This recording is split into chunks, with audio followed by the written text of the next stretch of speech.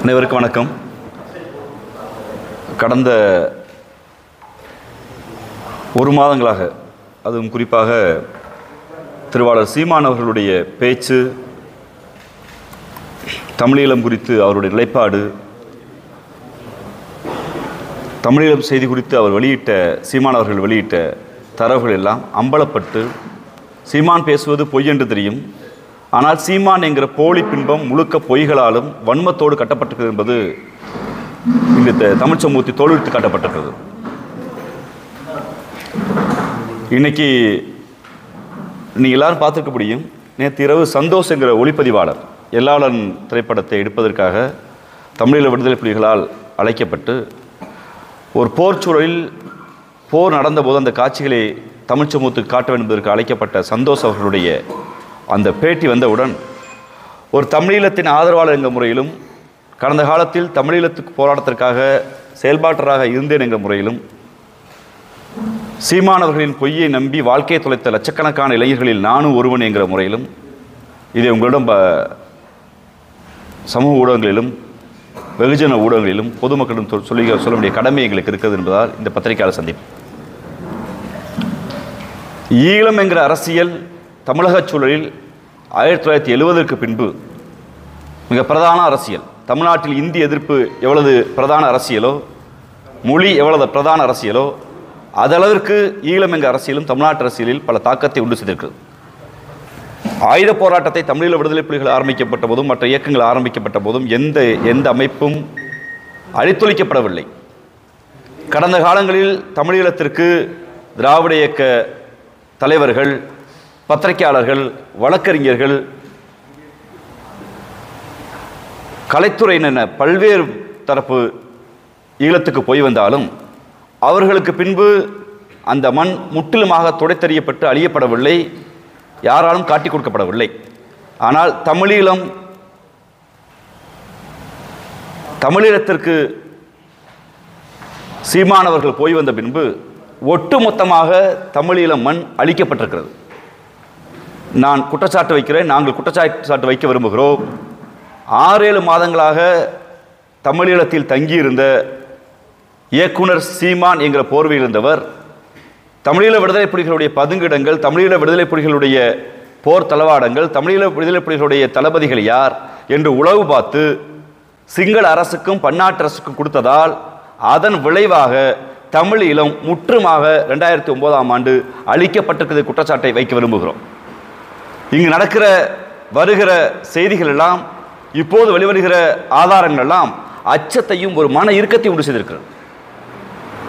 நீங்கள் தொடர்ச்சியாக பார்க்க வேண்டும் என்றால், நேற்று ஒரு தனியார் தொலைக்காட்சிக்கு ஒளிப்பதிவாளர் சந்தோஷ் அவர்களுடைய அந்த அறிக்கை, கடந்த இந்த ஒரு வாரங்களில் ராஜகுமார் என்கிற ஒரு இயக்குனர் அவர்கள் சீமானும் மேதகு பிரபாகர் அவர்களும் நிற்கிற அந்த புகைப்படம், ஒரு புகைப்படம் எது தமிழ்நாட்டு அரசியலில் தன்னுடைய என்ட்ரி கார்டாக சீமான் எங்களை போன்ற இளைஞர்களை ஏமாற்றுவதற்காக, தமிழ் சமூகத்தை ஏமாற்றுவதற்காக காட்டினாரோ, நானும் மேதகு பிரபாகரன் நெருக்கம் என்று ஒரு புகைப்படத்தை காண்பித்தாரோ, அந்த புகைப்படம் என்னால் தான் எடிட் செய்யப்பட்டது என்று ராஜகுமார் அவர்கள் சொல்லியதும்,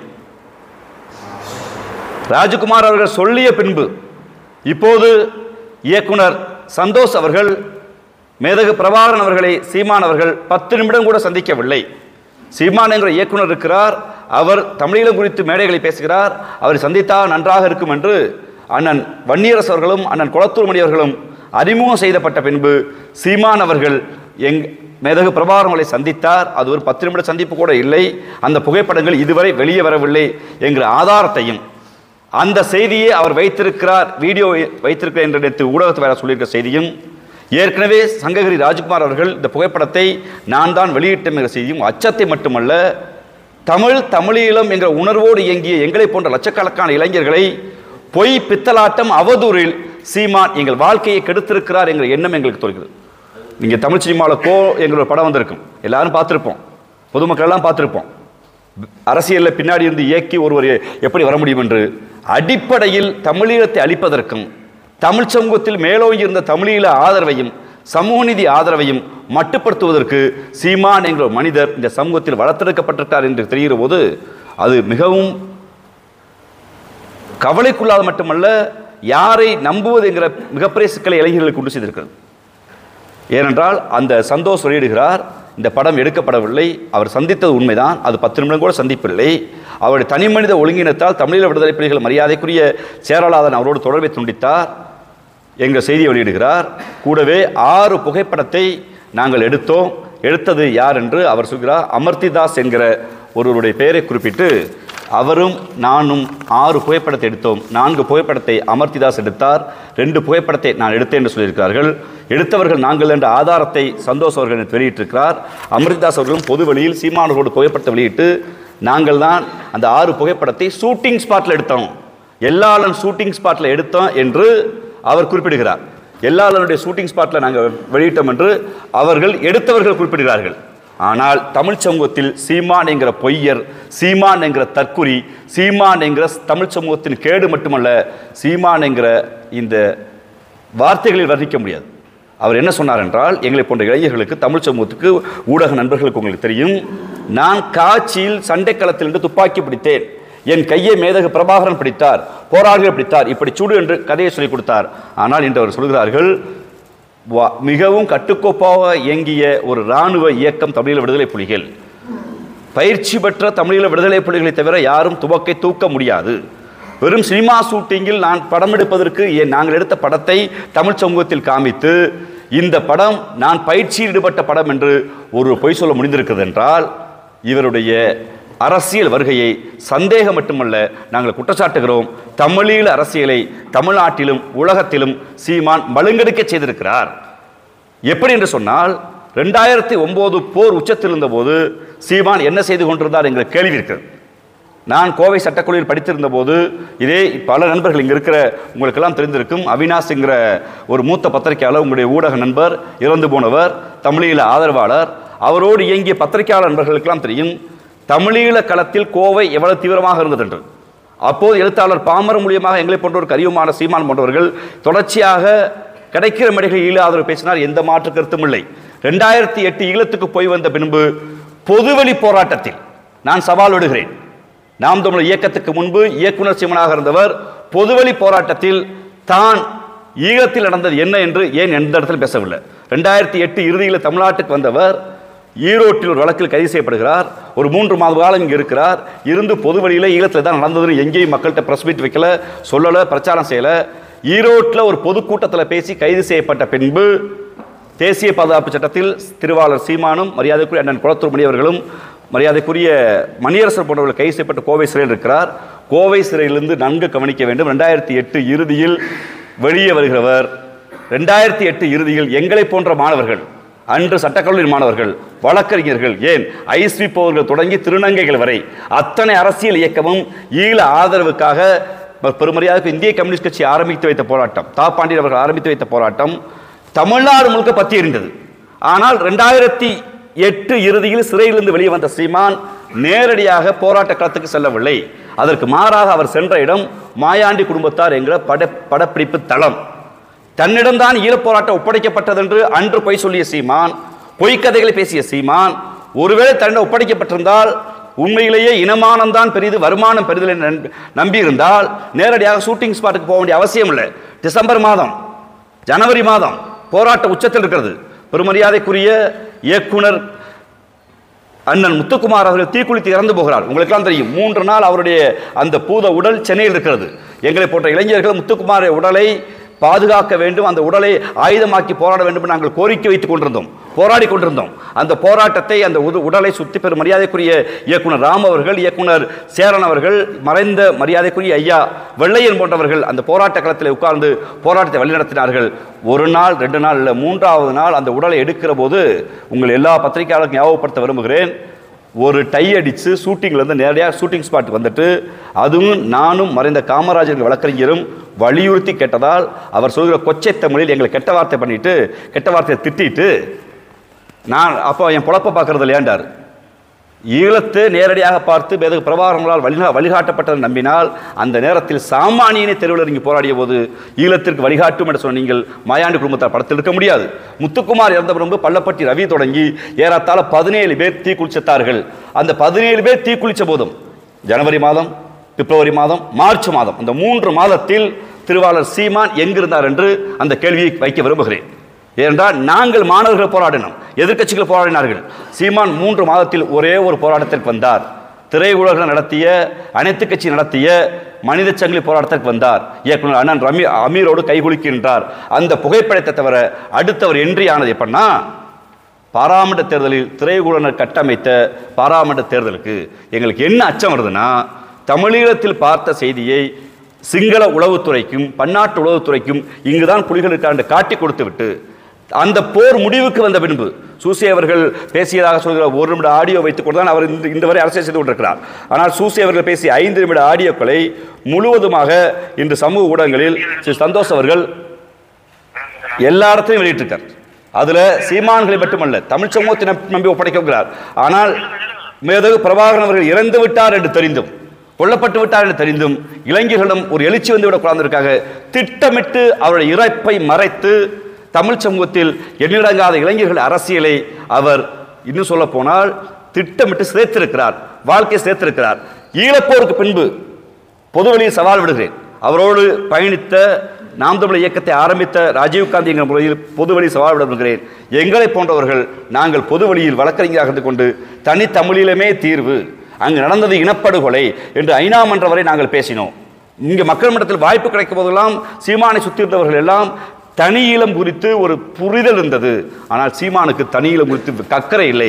அதற்கு மாறாக தமிழ்நாடு அரசியலில் எனக்கு வாக்களிச்சா ஈழம் வாங்கிடுவேன் என்று சொல்வது மரியாதைக்குரிய மேதகு பிரபாகரனை கொச்சைப்படுத்துவது, தமிழீழ விடுதலை புலிகளை கொச்சைப்படுத்துவது. அதோடு மட்டும் இருக்கவில்லை, தமிழ்நாட்டு அரசியலுக்குள் இருந்த எழுச்சியை, தமிழ்நாட்டு அரசியலுக்கு எழுச்சியை சிங்கள அரசுக்கு எதிராக ஒரு கரத்தியல் பரப்புரையாக பரப்பாமல், இந்திய அரசாங்கத்தோடு ஒரு தனித்தமிழீழமே தீர்வு என்று பரப்பாமல், அதற்கு மாறாக பன்னாட்டு அளவில் உங்களுக்கு தெரியும், நாடு கடந்த தமிழீழ அரசு என்று திரு ருத்ரகுமார் தலைமையில் ஒரு அமைப்பு இயங்கி வருகிறது.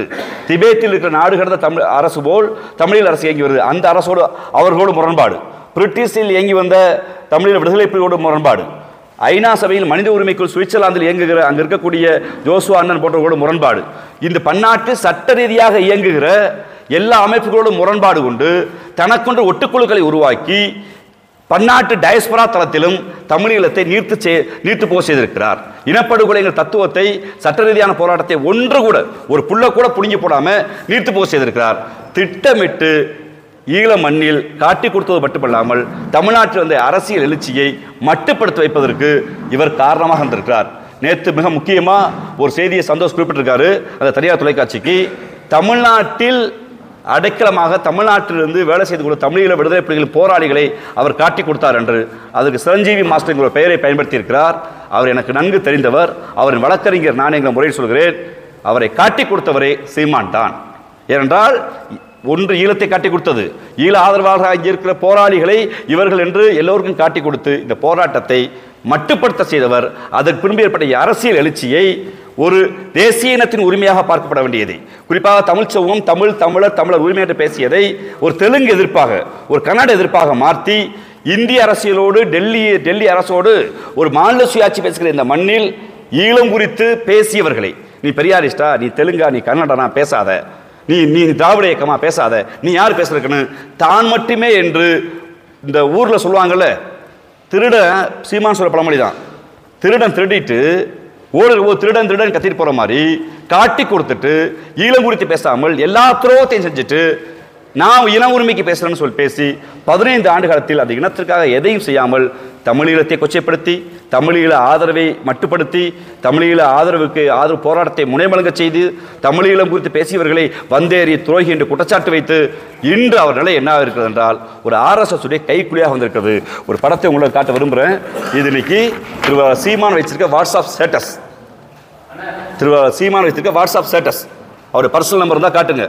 நேற்று இரவு மதிய மயக்கத்தில் உற்சாக பானத்தில் கள்ளு குடிச்சு தெருக்கு வாடா, கள்ளு குடிச்சு எவன் கேட்டால் திமுலா நடடா, சோழ வேத்துடா, சமூக ஒழுக்கக்கேடான்னு பேசுகிற சீமான் வைத்திருக்கிற வாட்ஸ்அப் ஸ்டேட்டஸ் என்னவென்றால், சமஸ்கிருத திணிப்பை விட இந்தி திணிப்பை விட பெரியாரிய திணிப்பு ஆபத்தானது என்று யோசித்து பாருங்கள்.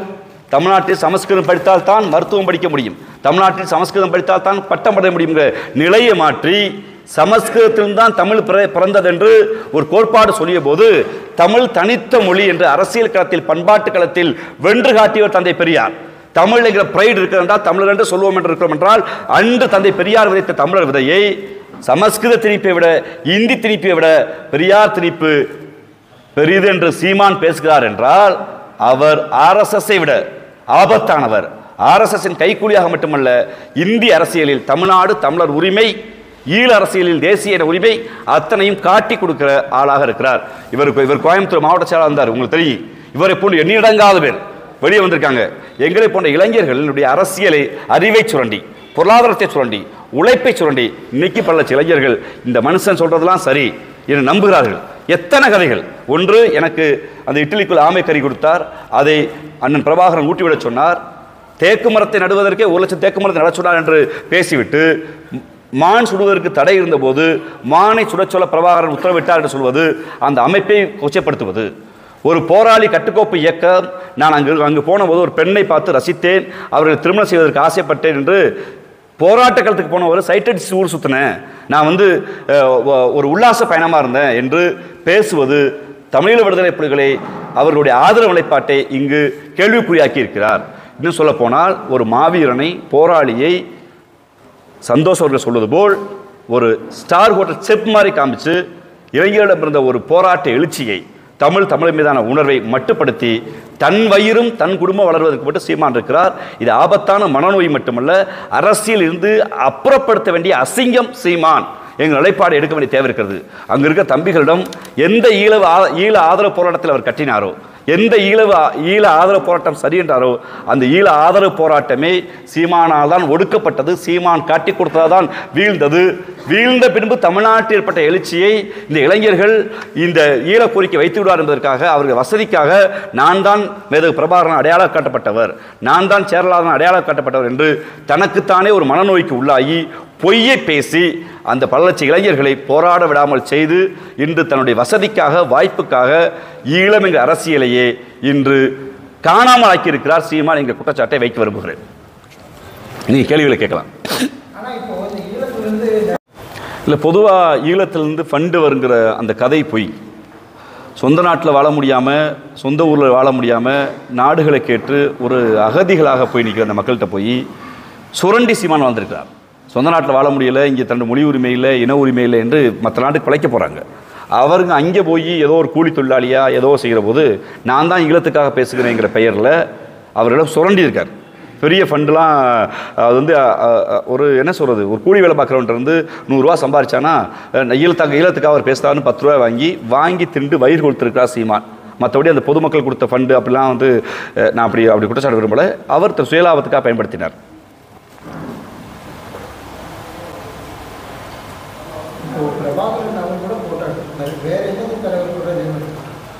இல்லை, பிரபாகரன் கூட போட்டு மேதகு பிரபாகரன் கூட போட்டு எடுக்கலை. நான் அதை பொதுபல சொல்ல விரும்புகிறேன். மேதகு பிரபாகரன் அவர்களை அவர் சந்தித்தது 2 to 8 நிமிடம் என்று சொல்கிறாங்க. அந்த முழு வீடியோ காட்சியும் சந்தோஷங்களிடம் இருக்கிறது. இன்னும் சில வாரங்களில் சில வீடியோக்கள் வெளியே வரும் என்பதையும் திருவாளர் சீமான் அவர் சொல்லிக்கொள்ள விரும்புகிறோம். அவர் மேதகு பிரபாகரனை சந்தித்தது ஒரே ஒரு முறை தான். 2வது முறை சந்திப்பதற்கு வாய்ப்பு கிடைத்தும் அவர்கள் கொடுக்கவில்லை. இவருடைய ஒழுக்கக்கேடான வாழ்க்கையால், இவருடைய ஊதாரித்தனத்தால் தமிழீழ விடுதலை புலிகள் புறந்தறினார் என்பதுதான் உண்மை. அவர் இன்னைக்கு நினைச்சிட்டாரு யாருமே இல்லை சொல்ல மாட்டாங்கன்னு. ரொம்ப முக்கியமாக இன்னொரு குற்றச்சாட்டை வைக்க விரும்புகிறேன். நேற்று தமிழீழ அரசியல் துறை என்ற அறிக்கை வந்திருக்கிறது. தமிழ்நாட்டு அரசியலில் தமிழீழ விடுதலை புலிகள் இந்திய அரசியலில், தமிழ்நாட்டு அரசியலில் ஒருபோதும் தலையிட மாட்டாங்க. அவர்கள் யார் ஆதரவு கொடுத்தாலும் அந்த ஆதரவை ஏற்றுக்குவாங்க.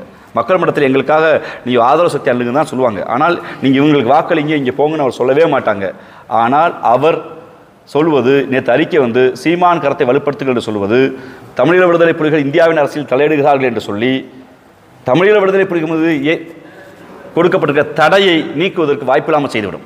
நாளைக்கு தடை குறித்து ஒரு கேள்வி வந்தால் இந்த அறிக்கையை காரணம் காட்டி, இங்கே பாருங்க தமிழ்நாட்டு அரசியலுக்கு தலையிட்டிருக்காங்க, அப்போ இந்த தடையை எக்ஸ்டெண்ட் பண்ணுங்க. ஏன்னா தடையை நீங்கள் நீக்கிட்டா உண்மையான போராளிகள்லாம் பேச ஆரம்பிச்சிடுவாங்க. மேதகு பிரபாகரனுடைய உண்மையான சரித்திரம் வெளியே வரும். அப்போ இதெல்லாம் வெளியே வந்தால் தன்னுடைய பொழப்புக்கு ஆபத்து, தான் காட்டி கொடுத்தன்னு தெரிஞ்சுக்கிறதுக்காக சீமானவர்கள் இப்படிப்பட்ட சில்லறத்தனமான வேலையை செய்கிறார். இது 1-2 வேலை இல்லை. நான் முழுக்க இதுக்கு பேர் தான் இன துரோகம். ஒரு நீண்ட நெடிய ஒரு வரலாற்று ரீதியான போராட்டத்தை மக்களுடைய உரிமை போராட்டத்தை, ஆயுத போராட்டத்தை தன் சொந்த சுயலாபத்திற்காக காட்டி கொடுத்தது மட்டுமில்லாமல் அண்ணன் குளத்தூர்மணி அவர்கள் மிக தெளிவாக சொல்கிறார். சேட்டலைட் ஃபோன்லேருந்து நாங்கள் டெல்லியில் இருக்கும்போது சேட்டலைட் ஃபோன்லேருந்து சீமான் எங்கேருந்து பேசினார்னா ஈழத்திலிருந்து பேசுகிறாரு. அப்படி உரிமை யாரும் கொடுக்கல. அப்போ ஒரு ஆர்வ கோளாறு என்பதை விட திட்டமிட்டு வேலை செய்திருக்கிறார். இன்னைக்கு திட்டமிட்டு இந்தியாவில் தமிழீழ விடுதலை புலிகள் தடை இருக்குது என்றால் அதுக்கு சீமான் போன்றவர் தான் காரணம் என்பதை மிக உறுதியாக சொல்கிறோம். இன்றைக்கி சொல்கிறார், நம்ம மேதகு பிரபாகரன் அவர்களை நாங்கள் தலைவராக ஏற்றிருக்கிறோம், நீங்கள் இப்போ பெரியார் பேரை சொல்லி ஓட்டு கேட்க முடியுமான்னு. ஈரோடு இடைத்தேர்தலில் டெபாசிட்டை கூட வாங்க முடியாது. ஈரோடு இடைத்தேர்தல் மக்கள் மிக தெளிவாக இருக்காங்க. ஈரோடு இடைத்தேர்தலில் திராவிட முன்னேற்ற கழகம் எங்களுடைய கொள்கை ஆசான் தந்தை பெரியாரின் புகைப்படத்தை முதல் படமாக போட்டு தான் வாக்கு கேட்குது. நீ தெம்பும் திராணியும் யோக்கியதை இருந்தா நீ உண்மையிலேயே நீ சொல்கிற மாதிரிலாம் சொல்ல முடியாது. ஆத்தாளுக்கு அப்படிலாம் சொல்கிறதெல்லாம் அது கொச்சையான சொல்லலை. யோக்கியதை இருந்தால் மேதகு பிரபாகரன் படத்தை போட்டு ஓட்டு கேட்டுக்கணுமா இல்லையா? ஏன் போடல? அப்போ மேதகு பிரபாகரனை குறித்து யார் பேசலாம் துரோகின்னு சொல்லிட்டு இன்றைக்கி மேதகு பிரபாகரன் படத்தை நீ போடலைன்னா உன் உள்நோக்கம் மேதகு பிரபாகரனுடைய வீரத்தை, அந்த தியாகத்தை கொச்சைப்படுத்துவது, அவரை மட்டுப்படுத்துவது, அவரை இந்த மண்ணிலிருந்து அழிச்சிட்டு நான் தான் பிரபாகரன் கூட சொல்கிறதுக்கான அந்த மனநோய்க்கு இன்னும் கொஞ்ச நாள் சீமா வந்துடுவார். நீங்கள் அவர் சொன்ன பொய்களை மட்டும் நீங்கள் வருஷப்படுத்துங்களேன். நான் போர்க்கள காட்சியில் கடலில் போனேன்டார், ஆனால் போனது விமானத்தில், பெங்களூர் விமானத்திலிருந்து. முறையாக சொல்கிறோம், போனது பெங்களூர் விமான நிலையத்திலிருந்து தான் சீமான் போனார். ஆனால் போரில் உள்ள போனட்டார். இன்னொன்று, நீங்கள் சீமான் மீது பேச்சு வழக்கு இருக்குது. எங்கேயாவது புலிகளுக்கு உதவினார், மக்களுக்கு உதவினார், ஏதாவது வழக்குகள் இருக்கா? ஏதாவது வழக்கு இருக்கா? ஒரு வழக்கு அதை செய்தவர் அண்ணன் வண்டியரசு அவர்கள் வழக்கு எதிர்கொள்கிறாங்க. ஒரு வழக்கு சீமானுக்கு இல்லை. இன்னொன்று, இங்கே மேடை பேச்சு வழக்குகளை காட்டி இவர் தேசிய பாதுகாப்பு சட்டம்ங்கிறாரு. அது யார் வேணாலும் பண்ணலாம். போராட்ட தளத்தில் போராளிகளாக இருந்து இவர் என்ன உதவி செஞ்சார்? இப்போ இந்த போருக்கு பின்பு நடந்தது என்ன? ஒரு இனப்படுகொலை பார்த்துட்டோம். இனப்படுகொலையில் இறந்து போன 1,80,000 உறவுகளும் தமிழர்கள்ங்கிற கோரிக்கையை வைத்து இந்திய நீதிமன்றத்தில், பன்னாட்டு நீதிமன்றத்தில், பன்னாட்டு தமிழ் சமூகத்தில் ஒரு டாக்குமெண்ட்ரி எவிடன்ஸை சீமான் கொடுத்ததா ஒன்று காட்ட சொல்லுங்கள். நீ உண்மையிலேயே ஈழ அரசியல் செய்கிறேன்னா போருக்கு பின்பு நீ உண்மையிலேயே அறிவு திறனும் தெளிந்த அறிவோடும் அறிவு இருக்கணும். என்ன பண்ணியிருக்கணும்? இத்தனை பேர் இறந்துருக்காங்க, டாக்குமெண்ட் எவிடன்ஸ் ஒன்றை காட்ட சொல்லுங்கள். அதற்கு மாறாக அதெல்லாம் யார் ஆதரிச்சாங்களோ, யார் இதெல்லாம் வெளியிட்டாங்களோ அவங்கள துரோகிங்கிறது. அதாவது ருத்ரகுமாரை துறைகின்றாரு, உலக நாடுகளுக்கு கூடிய பன்னாட்டு தலங்களை எல்லாரையும் துறைகின்ட்டு தான் நல்லவன் யோக்கியம் என்ன பண்ணியிருக்கணும்? அங்கே நடந்த ஒரு இனப்படுகொலைங்க, இவ்வளவு கோயில் இடிக்கப்பட்டுச்சுங்க, இவ்வளவு மசூதி இடிக்கப்பட்டுச்சுங்க, சிங்கள ராணுவம் தாக்குச்சுங்க செய்தியை கூட ஒன்றால் பேச முடியலையே. அதுக்கு மாற என்ன சொல்கிறேன்? எனக்கு இட்லி கறி கொடுத்தாங்க, மான் கறி கொடுத்தாங்க, பன்னி கறி கொடுத்தாங்க, ஆமை கறி கொடுத்தாங்க, எனக்கு ஊட்டி விட்டாங்க, என்ன ஒரு போராளி கிள்ளுனாரு, நான் ஒரு போராளி மீது காதல் கொண்டேன். எவ்வளவு கொச்சையான ஒரு விடுதலை போராட்டத்தை கொண்டு வந்து உங்களுடைய சுய லாபத்துக்காக சிதைச்சிருக்கேன்னு தெரியுதா? தமிழ் சமூகத்தை சிதைத்த வேலையை ஈழம் குறித்து இன்னைக்கு எண்ணிலடங்காத முற்போக்குவாதிகள் பேச பயப்படுறாங்கன்னா, நம்ம எதாவது பேசுனா சீமான் விடுகிற கதைகளில் தோத்து போயிடுவோம். நமக்கு ஏண்டா வம்புன்னு பல பெரியாரிஸ்டுகள், பல முற்போக்குவாதிகள், பல பொதுவுடைமைவாதிகளை வாயடைக்க செய்துவிட்டு இந்த அசிங்கத்தோடு நம்ம போராட வேணாம். அந்த சேத்துக்களை ஒன்று உலாவிக்கு இருக்கு, நம்மளும் போய் சேர்ந்து உலாவணும், நம்மளாம் சேர் வலிக்கணும்னு ஒதுங்கி போய் வைப்பதற்கு வேலையை சீமான் செய்திருக்கிறதா பார்க்குறேன்.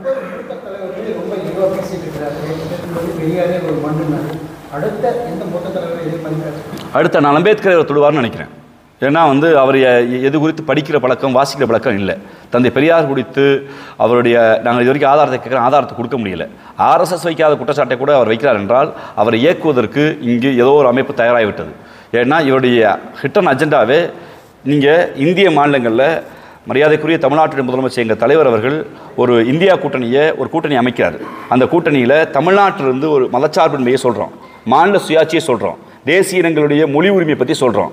இதை மூன்றையும் எங்கள் கூட்டணியுடைய தலைமையாக இருக்கக்கூடிய காங்கிரஸ் பெரியக்கம் புரிந்திருக்கிறது. ராகுல் காந்தி அவர்கள் மாநில சுயாட்சி குறித்து பேசப்பட வேண்டும் என்கிறார்.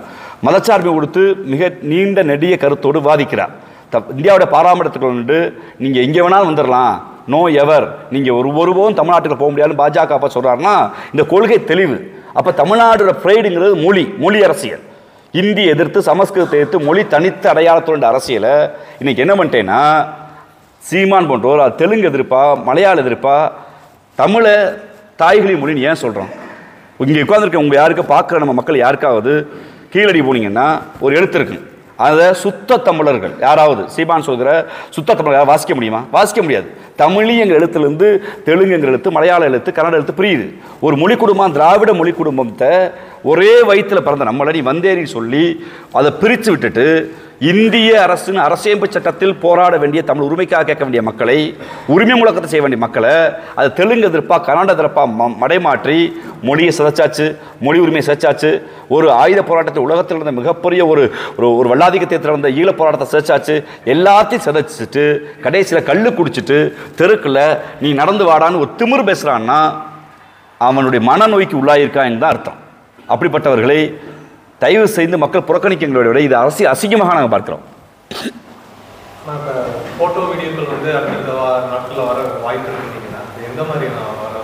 ஏன்னா அவர் சந்தோஷ் அவர்கிட்ட மேதகு பிரபாகரன் அவர்களை இவர் இப்போ சந்திச்சாங்க, அந்த வீடியோ இருக்குன்றிருக்காரு. உறுதியாக அது வெளியிடுவார் நம்பிக்கை இருக்குது. அவர் சொல்கிற சிரஞ்சீவி மாஸ்டர் போன்றவர்கள்லாம் இன்னும் உயிரோடு தான் இருக்காங்கிறத சீமானுக்கு சொல்லி கொடுத்துக்கிறோம். பல போராளிகள் மறைந்து விட்டதாக அவர் சீமான் இன்னைக்கு இப்போ பொதுவில் போய் சொல்கிறாரு. அதை ஏன்னா ஏற்கனவே ஆதாரத்தை நான் தான் எடிட் பண்ணேன்னு ராஜ்குமார் சொல்லிட்டாரு. அறிவு நாணயமும் யோக்கியதையும் இருந்தால் ஒன்று ராஜ்குமார் மீது வழக்கு போட்டிருக்கணும், எப்படா சொல்ல போச்சுன்னு. நீங்கள் எல்லாத்தையும் அடித்து பேசுகிற சீமான் ஆதார் இருக்கான்னு நெஞ்சை நிமிர்த்தி நாம்பளை பேச சீமான் இந்த ராஜ்குமார் எதிர்த்து கேள்வி கேட்ட போது அதை கடந்து போங்க, அதை விடுங்க அப்படின்னு பேசுகிறாருன்னா உள்நோக்கு என்னவா இருக்குது? இந்த மேதகு பிரபாகரன் படம் கொடுத்து சந்தோஷ் சொன்னதுக்கு என்ன பேசுவார்னா அப்போ நான் பார்க்கலையாங்கிறார். இது என்னன்னா எஸ்கேபிசம். தன்னை நோக்கி ஒரு கார்னர் பண்ணுற போது இன்னைக்கு அம்பலப்பட்டுட்டார். நீ ஈழத்துக்கு போனது உண்மைதான். எதுக்கு போனேன்னா ஷூட்டிங் நடக்கிற போது ஒரு இயக்குனராக வழிநடத்த போனேன், அவ்வளோதான். நீ ஷூட்டிங் துப்பாக்கியை சுட்டுட்டு போராளிகளுக்கு பயிற்சி கொடுத்தங்கிறது இன்னைக்கு அம்பலப்பட்டுருச்சு. நீ போராளிக்கு பயிற்சி கொடுத்தங்கிற சொன்ன அந்த பொய் செய்தி அம்பலப்பட்டுருச்சு. மேதகு பிரபாகரன் கூட எடுத்த அந்த புகைப்படத்தை நீ தான் ஒரு ஆளை வச்சு, செங்கோட்டைங்கிற ஆளை வச்சு, நான் கடந்த முறை சொல்லியிருந்தேன், செங்கோட்டையன் கொண்டு வந்த கொரியரை வாங்கி சீமான்ட்ட கொடுத்து புலாயுத அடைஞ்சதில் முன்னாள் தம்பியில் நான் ஒருத்தன். ஏன்னா நம்மளுக்கு ஒரு எமோஷன், அப்போ மேதகு பிரபாகரனை பார்த்துட்டாருன்னு அது இன்னைக்கு அம்பலப்பட்டுருச்சு. இன்னொன்று ஷூட்டிங் ஸ்பாட் எடுத்த 6 ஃபோட்டோ தான், 6ஐயும் நாங்கள் தான் எடுத்துட்டு டைம் ஜோனோட இன்றைக்கி அவங்க சொல்லிட்டாங்க. வருகிற காலங்களில் அந்த வீடியோக்கள் வர வாய்ப்பு இருக்குன்னு சந்தோஷ் சொல்லியிருக்காரு. அந்த சந்தோஷ் சொல்கிற செய்திகள் உண்மைன்னு நான் பார்க்குறேன். ஏன்னா அவரோட நெருங்கி பழகுங்க பார்க்குறேன். சந்தோஷ செய்திகள் உண்மைன்னு நான் பார்க்குறேன். கார்த்திக் கருத்தை பற்றி அவர்கிட்ட கேட்கும்போது அவர் ஒருமையில் பேசினார். பிக்காளி பையன் அப்படிங்கிற மாதிரி சில வார்த்தைகள், சில கெட்ட வார்த்தைகள் பேசினார். சீமானுடைய இயல்பு தான். சீமானுக்கு செந்தமிழன் சீமான்னு அவர் சொல்லுவாங்க. அது செந்தமிழ்னா அவர் செந்தமிழ்னு என்னோட கேட்டிங்கன்னா கெட்ட வார்த்தை தான் செந்தமிழ். அவர் சீமானுடைய உடல் முடிவு செந்தமிழாக அந்த செந்தமிழ் பேசுகிறான்னா கெட்ட வார்த்தை பேசுகிறான். சீமானை பொறுத்தவரை உலகத்திற்கு எல்லா கெட்ட வார்த்தையும் பேசுகிற ஒரு பண்பற்ற மனிதர் தான். அதை பொது வழியில் ஒரு தங்கை ஒரு நிருபர் கேள்வி வைக்கிறாங்கன்னா ஒன்று மறுக்கணும், இல்லை இல்லைங்கணும். நீங்கள் அவரை நீங்கள் சொல்கிற அந்த வார்த்தையை சொல்லி ஒரு தகாத வார்த்தையை சொல்லி திட்டுறாருன்னா அப்போ யாரை திட்டுறாரு? அவர் யார்? மேதகு பிரபாகரனுடைய அண்ணன் மகன், அவரை திட்டுறாரு. அதான் அவர் சொல்கிறாரு. அதுக்கடுத்து அவங்களுடைய ஊடகங்களை ஒரு செய்தி வெளியிடுறாங்க. அவர் மனைவிக்கு கேக் ஊட்டிக்கிருந்தார் 2009. அவராவது மனைவிக்கு கேக் ஊட்டிக்கிருந்தார். 2009 நீங்கள் என்ன பண்ணீங்கிறத விஜயலட்சுமி தெருவாக சொல்கிறாங்க. 2009 ஈழப்போர் உச்சத்தில் நடந்தபோது தேனியில் நான் அவர் இருந்தோம், மாயாண்டு கொடுத்தா படம் ஷூட்டிங் இருந்தார், நாங்கள் என்ன பண்ண சொல்கிறாங்க. சொந்த மனைவிக்கு கேக் ஊட்டினதையே கேள்வி கேட்கிற புரட்சியாளர்கள், அதை அசிங்கப்படுத்துகிற புரட்சியாளர்கள், அந்த 2009 ஈழப்போர் உச்சத்தில் இருந்தபோது ராஜீவ் காந்தியாக நான் என் தகுதிக்கு மாணவராக சட்டக்கல்லூரி மாணவர் முடிச்சுட்டு 60 நாள் தொடர்ச்சியாக போராட்டம். நான் மட்டும் இல்லை, இங்கே ஊடக நண்பர்கள் பல பேர் இருந்தாங்க. நான் என் பேருக்காக குறிப்பிட்றேன். நான் பல இயக்குநர்கள், பல திரை இயக்குநர்கள், பல பத்திரிகையாளர்கள், வழக்கறிஞர்கள் என்னிடங்காத தெருவில் போராடணுமே. நீ இந்த 6 மாதம் மாயாண்டு குடும்பத்தாரில் ஏன் உட்காந்து? அப்போ உனக்கு இனமானம் பெரிதா வருமானம் பெரிதா? அங்கே இந்த கேள்வி கேட்க விரும்புகிறான். இவர் எந்த மனிதரையும் அறத்தோடு எதிர்கொள்கிற அறம் என்பதை சீமானுக்கு இல்லை. சீமான் ஊதி பெருக்கப்பட்ட பண்பம் அல்ல. திட்டமிட்டு தமிழ்நாட்டின் பிரைடாக தமிழர் என்கிற அடையாளத்தை ஒழிப்பதற்காக. ஏன்னா ஒருத்தர் சத்தமாக பேசினான்னா, அவன் தமிழ் பேசினான்னா நல்லா பேசுவாங்கிற பேச்சுத்திறமை வைத்து தமிழர் அடையாளங்களை ஒழிக்க கொண்டு வந்த கைக்கூலி அவர். பன்னாட்டு உளவுத்துறையுடைய கையாள் என்பதை எங்கள் குற்றச்சாட்டு.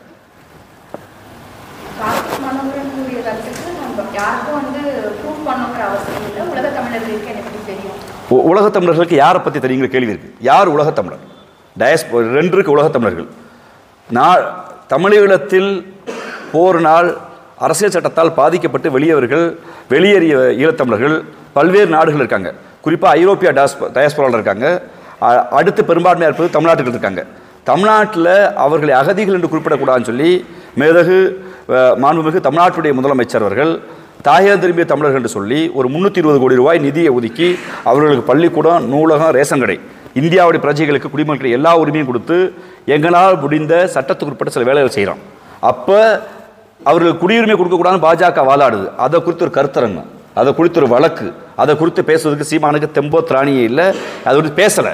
அதற்கு மாறாக டயாஸ்பரா அரசியலில் Denmark, Netherlands, Switzerland, London, France போன்ற நாடுகளில் இதுவரை இயங்கி வந்த தமிழீழ விடுதலை கட்டமைப்பை இவருக்கென்று சில தற்கூறிகளை வைத்து, இவருக்கென்று சில ரசிகர் மட்டத்தை வைத்து உடைச்சு தலைவர் குடும்பம், தலைவர் கூட யார் இருந்தாங்களா, மேதகு பிரபாகரன் கூட யார் இருந்தாங்களா, அவங்களையெல்லாம் சந்தேகம் இவெல்லாம் துரோகின்னு சொல்லி எல்லாரையும் அந்நியப்படுத்தி வச்சுட்டு தான் மட்டும்தான் யோக்கியதுன்னு சொல்லி அந்த யோக்கியன் ஈழத்துக்கு என்ன செஞ்சிருக்காருன்னா எங்கள் கேள்வி.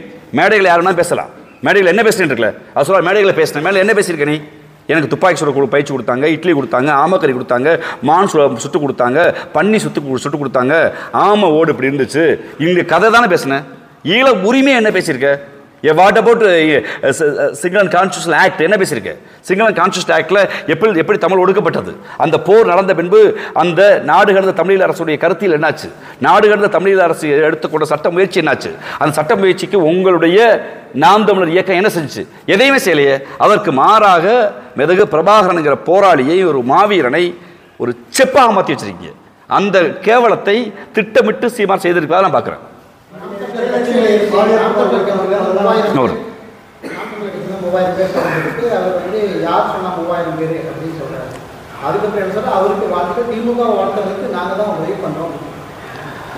அதாவது முதல்ல யார் சொன்னார், அடுத்து வாழ்த்துக்கள்ன்றாரு. இந்த ரத்தம் சதியமாக ராமச்சந்திரன் இருக்காரு, இவர் கூட ஒரு மாவட்ட செயலாளர் வந்திருக்காரு.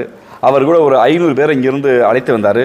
உங்கள் பத்திரிகையாளர் முன்பு நாங்கள் வெளிப்படையாக சொன்னோம், திராவிடத்தை கொச்சைப்படுத்தி தமிழின் அடையாளத்தை, தமிழ் பெருமையை மீட்ட திராவிட இயக்கங்களை கொச்சைப்படுத்தி திராவிட தலைவர்களை கொச்சைப்படுத்தும் போது இனிமேல் சீமான் செய்வது பொய் அரசியல், சீமான் கூட இருக்க முடியாத எங்கள் நிலைப்பாட்டை எடுத்த பின்பு திராவிட முன்னேற்ற கழகமான தாய் அமைப்புக்கு வருகிறார்கள். ராஜீவ்காந்தி இப்போவும் சொல்ல திறந்த மனோடு சொல்கிறேன், நாம் தமிழர் இருக்கிற தம்பிகளுக்கு தங்கைகளுக்கு ஒரு அன்பான வேண்டுகோள். அரசியல் என்பது மக்கள் நலனுக்கும் மொழி நலனுக்கும் மட்டும்தான். அது சீமான் நலனுக்காக மாற்றிட்டாங்க. திராவிட இயக்கத்திற்கு, திராவிட முன்னேற்ற கழகத்துக்கு வருகிற தம்பிகளோடு பேச்சுவார்த்தை நடத்தி அவரை திராவிட முன்னேற்ற கழகத்துக்கு கொண்டு வருகிற பணியை நான் செய்து கொண்டே இருப்பேன். ஏன்னா எந்த சீமானுக்காக தெருவா பிள்ளை குட்டிகளை விட்டுட்டு திருமணம் பண்ண முடிய கையோட தெருவா அலைஞ்சு இளமையை தொலைத்து ஒரு 10 ஆண்டு காலம் சுற்றி தெரிஞ்சோமோ, அவர் சொன்ன பொய்க்கதைகளை நம்பி, உண்மையை நம்பி, அதை நம்பி ஏமாந்தமோ, அந்த ராஜீவ்காந்தியும் அவரை போன்ற எண்ணடங்காதவரும் இன்றைக்கி நாங்கள் சொல்கிறது சீமான் ஒரு பொய்யின் பின்பம். நீங்கள் உண்மையான மக்கள் நல அரசியலுக்கு திராவிட முன்னேற்ற கழகத்துக்கு வரணுங்கிற கோரிக்கையை நான் வைக்கிறோம். அந்த அடிப்படையில் தான் பல பேர் வந்தாங்க, வந்து கொண்டிருக்காங்க, இனிமேல் பல பேர் வருவாங்க. ஒன்று உங்களுக்கு வேலை செய்த ராமச்சந்திரனை கொச்சப்படுத்துறீங்களா, இல்லை போகலையும் கொச்சப்படுத்துறீங்களா, என்னன்னு சொல்லணும்ல. வாழ்த்துக்கள் பரவாயில்ல, வாழ்த்துக்கள். கொஞ்ச நாள் வந்து சீமான் சுற்றி இருக்க ஆளுகள்லாம் பார்த்தா தெரியும், சீமான் மட்டும் இருப்பார், பின்னால் ஆளுகள் மாறிக்கொண்டே இருப்பாங்க. இவர் கையில் 10,000 பணம் இருந்துச்சுன்னா இன்றைக்கி அவர் இருப்பார் பக்கத்தில், இல்லையா நாளைக்கு இன்னொரு ஆள் வருவார். யாரெல்லாம் வசதியாக செலவு பண்ண முடியுமோ எல்லா வாழ்க்கையும் சுரண்டி தன் சுபோக வாழ்விற்காக அந்த இளைஞர்களை அவர் உழைப்பை சுரண்டியிருக்கார். அந்த சந்தேகம் எல்லாருக்குமே இருக்குது. சீமான் பாஜகவால் இயக்கப்படுகிறார் என்று நாங்கள் உறுதியாக நம்புகிறோம். ஏன்னா இன்றைக்கி ஒரு தமிழ் தேசிய அரசியலை பேசுபவன், மாநில உரிமை அரசியல் பேசுகிறவன் இந்த வாட்ஸ்அப் ஸ்டேட்டஸ் வைக்க மாட்டான். சமஸ்கிருத திணிப்பை, இந்தி திணிப்பை விட இந்த வார்த்தை வராது. பெரியார் மீது விமர்சனத்தை வை, அது உனக்கு எல்லா உரிமையும் இருக்குது. ஆனால் தேசிய அரசியல், மொழி அரசியல் என்று பேசுகிறவன் எவன் ஒருவனும், எந்த இயக்கமும் சீமானை போட்டு தற்கொலைத்தனமாக பிழைப்புவாதமாக இந்தியை, சமஸ்கிருதத்தை ஆதரிக்காது. தமிழ்நாடு என்பது இந்தியாவின் அரசியலில் ஏன் இந்தியை நாங்கள் எதிர்த்தோம்? இந்தியாவுடைய கான்ஸ்டியூஷனல் ஆக்டில் 1935 இந்தி கட்டாயம் என்று சொன்னபோது எல்லா மாநிலமும் தனித்து நிற்க முடியாதனால இந்தியை ஆதரித்தாங்க. ஆனால் தமிழ்நாட்டில் தந்தை பெரியார் தான் தமிழ்நாடு தமிழருக்கு என்று சொல்லி மறைமொழி அடிகளார் போய் ஒப்புறார். அவர் மறைமொழி அடிகளார் தனியொரு மனிதன், ஒரு கவிஞர், ஒரு புலவர். மறைமொழி அடிகளார் தனியொரு மனுஷன் கேட்டால் மக்கள் கேட்க மாட்டாங்க.